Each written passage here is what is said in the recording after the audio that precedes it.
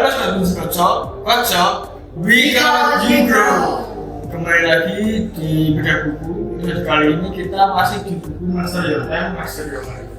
Sekarang kita itu ada di bab 4 yang judulnya adalah waktu luang. Jadi di bab 4 ini itu ngebahas soal waktu yang penting di kehidupan manusia yang jarang diberikan. Itu waktu penting tapi jarang diberikan, yaitu waktu luang. Jadi kan di setiap minggu itu ada 168 jam. Itu setelah digunakan buat kerja, buat aktivitas, buat perjalanan. Itu rata-rata itu setiap orang punya waktu senggang waktu luang sekitar 45 jam. Nah, sayangnya banyak yang nggak memanfaatkan waktu luang itu dengan baik, bukannya untuk hal yang produktif, tapi malah untuk hal yang membuang waktu kayak dia, hiburan, TV, dan lain-lain. Jadi di bab 4 ini kita akan membahas tentang apa? Sebelumnya kenalin, aku Siva. Saya Vika. Jadi mungkin dari teman-teman apa yang bisa dimulai dari bab ini? Kalau dari garis besarnya sih ini tentang waktu luang ya, cara memanfaatkan waktu luang biar lebih bermanfaat lagi. Soalnya ini kalau aku baca di awal-awal itu kayaknya dulu banget buat aku. Soalnya kan nggak pernah terpikirkan olehku itu kayak waktu luang itu bisa digunakan untuk hal yang bermanfaat gitu. Biasanya kan cuma waktu luang tuh ya waktunya itu dibuat untuk hiburan, untuk istirahat kayak gitu aja sih. Iya, scroll gitu.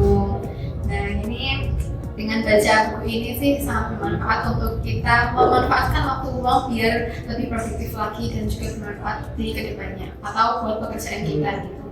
Mungkin lebih ke ini berarti ya, konversi waktu luang jadi hal yang produktif sehari-hari. Kalau dari aku sih biasanya sih kalau waktu luang udah selesai bekerja kan kalau mau ngerjain yang lain kan penat banget ya. Nah mungkin dari aku sih biasanya nge-refreshnya itu tuh salah satunya ya masak, kalau enggak baca buku.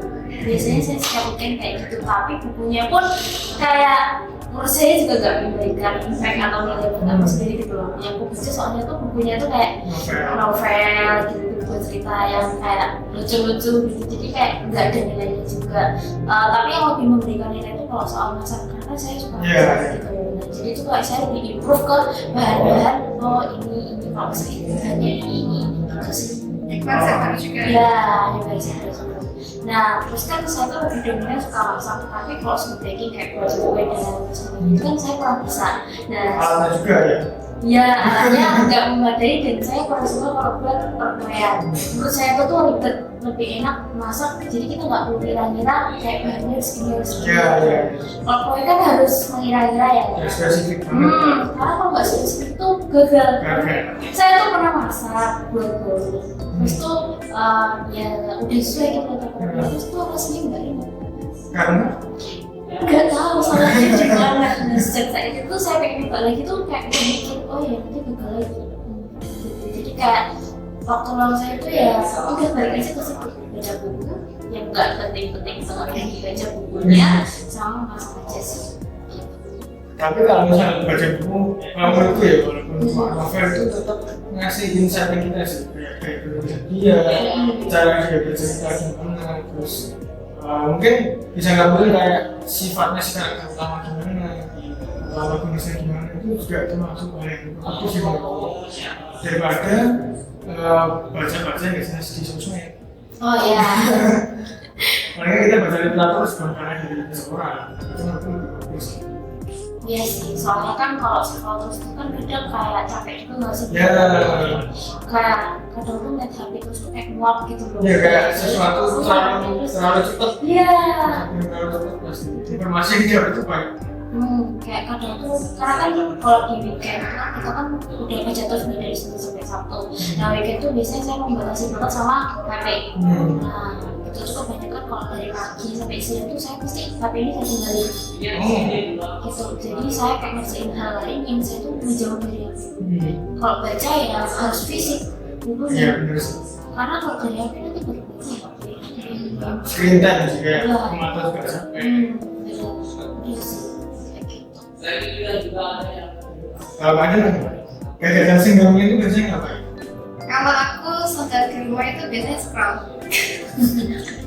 scroll sosmed terus tapi belum lama ini sih aku belajar buat gelang kalau misalkan Oke. Ini baru. lebih baru dan semoga kedepannya itu juga menghasilkan cuan. Oh ya. Oh berarti ya dari jual ke sana. Iya, tapi kalau masih belajar sih soalnya ini kayak masih belum rapi gitu loh, jadinya kalau mau tak jual dalam bentuk kayak gitu kayak kurang rapih gitu. Kamu merasa belum layak produknya? Iya. Jadi masih belajar buat menyempurnakan produk. Bagus ya. Menurutku punya hobi baru yang produktif dan membuat sebuah karya itu termasuk menggunakan waktu luang dengan efektif dan nggak buang-buang. Di bab itu juga diomongin kalau kita tuh harus menetapkan tujuan jelas. Jadi buat sukses kita tuh penting banget punya target yang jelas. Terus cari tahu berapa penghasilan 20% ke atas di bidang yang kita lakukan. Terus jadiin itu buat tujuan awal. Terus dari itu kan kita punya tekad kuat dan kerja keras. Siapa aja tuh akan bisa mencapai tujuannya ketika dia punya tekad dan kerja keras. Terus ya pokoknya kalau di bab itu kayak kalian itu sebisa mungkin menggunakan waktu luang kalian buat paling enggak antara mencari kebiasaan baru. Kalau enggak membagi apa yang bisa kamu lakukan menjadi lebih baik lagi. Sesuai dengan pekerjaan masing-masing gitu ya, biar jadi paling aman, paling tepat. Ya. Yang penting kita kan mau konsisten belajar gitu loh. Nah, jadi contohnya kayak saya tadi kan nggak bisa bikin, nah itu kan saya langsung berhenti stuck gitu. Itu kan kayak nggak konsisten ya. Tapi kalau kita tuh lama-lama belajar, biasanya kalau dari novel nanti kita tuh meminat lain dari bukan selain dari novel. Ya, mungkin juga dari novel. Iya, yang penting itu konsisten ada kemauan dari kita sendiri. Jadi kalau nggak ada kemauan, ya udah nanti kita akan stuck di situ lagi. Iya. Jadi nggak ada perkembangan, nanti kita tuh ke depannya mau gimana. Kamu juga ngerasain banget sih. Itu baru ini mungkin screen time paling banyak tuh ya, di mungkin di bulan ini atau bulan ini ya. Itu merasa kayak nggak bisa fokus sama sekali. Kayak full scrolling terus. Dan isinya itu juga nggak yang penting-penting banget. Entah kenapa dosis aku sekarang di IG itu malah isinya tuh ya nggak jelas lah. Tapi di TikTok tuh malah kayak informatif. Walaupun cuma 3 detik, semua jadi detik. Nah, kalau cara aku mungkin ya kalau produktif dari scroll mungkin better ke YouTube sih. Karena di YouTube itu lebih banyak informasi dan panjang juga yang bisa didapat. Tapi kalau buat apa ya anak-anak muda kayak kita itu lebih suka yang video pendek. Iya, itulah kenapa TikTok sama Reels tuh kayak engaging banget. Kayak kita bisa cari kalau scroll tuh bisa 3 jam, 4 jam nggak terasa. Itu di TikTok sama di IG itu kan waktunya udah pendek mas. Nah di TikTok itu udah bisa dipercepat juga jadi Iya. Mas pendek dipercepat waduh. Semakin singkat lagi. Jadi mungkin langsung ke kesimpulan sih. Jadi kesimpulannya tuh kalau bisa gunakan 10 jam waktu luang setiap minggu buat belajar dan berkembang. Terus keputusan ini bisa menjadi salah satu yang terkait dengan pengalaman dan membawa Anda menuju kesuksesan ke depan. Yaitu selain dia gunakan waktu luang buat hal yang kita berkembang. Lebih improve diri. Karena kalau kita stuck terus di situ aja. Iya. Karena kita kan maunya tuh kayak setiap harinya ada update terbaru kan buat pemula itu kan semuanya tuh susah kan dari saya pun juga susah terus yang lain juga susah yang penting lihat aja sih gimana buat kedepannya kita terus mungkin bisa dimulai dari hal kecil kayak misal itu membaca buku mungkin buat yang belum terbiasa baca buku soal mungkin baca buku atau finansial mungkin dimulai dari novel dulu kayak kamu ngeliat baca buku fiksi itu ternyata asik. Kalau mungkin bisa mencari buku visualisasi.